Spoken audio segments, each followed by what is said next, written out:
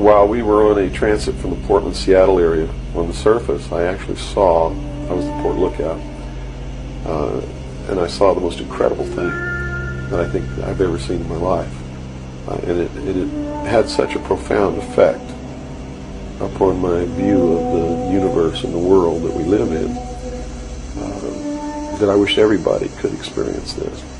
I saw come up out of the ocean, from beneath the surface of the sea, a huge disc-shaped craft about the size of a Midway-class aircraft carrier, which is tremendous in size. Even though that's one of our smallest carriers there was then, it's still a huge, tremendously big object. Came up out of the ocean and rose into the air and tumbled on its axis and went up into the clouds, and I was awestruck, dumbstruck. And I mean dumbstruck, literally. I could not utter a sound. And my first impulse was to tell the officer of the deck that I'd seen a flying saucer, and then luckily for me I couldn't talk, because on second thought that's not what I really wanted to say, because I didn't want to be the only Looney Tunes character on a submarine with a tight-knit crew that you had to live in close quarters with,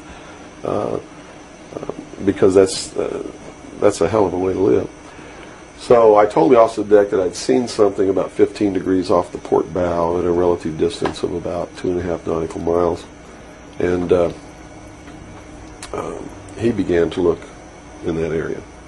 And the starboard lookout had heard me tell him this, and he began to look over there. And while we were all three watching, either the same craft or another one exactly like it came down out of the clouds, tumbled again on its, why it did this maneuver, I don't know, but every single time it did it. It's like it came down in this attitude, and then it flipped over, and then entered the water. And the water just appeared to open up in front of it. It's just like the account in the Bible about the parting of the Red Sea. That's exactly what happened. The sea actually parted, and this thing went into the water, and it closed up behind it. And this big spray went up into the air. But it wasn't a spray from the craft hitting the water. It was a spray from the water coming back in to fill up this hole that had been created. And again, I'm thinking, this is incredible. What are we looking at here? And it was metal. It was a machine, and it wasn't glowing or anything like that. It didn't have any lights on it that we could see. But it was obviously metal, and it was obviously a machine. And although I can't tell you that there was anyone inside of it, I believe that there was. And it did something that, as far as I knew, was absolutely impossible. I'd been in the Air Force. I'd worked on the state-of-the-art of our aviation capabilities, and here I was on the deck of a submarine in the conning tower, and I knew what we had to be able to have to go underwater, and I knew that the two were incompatible.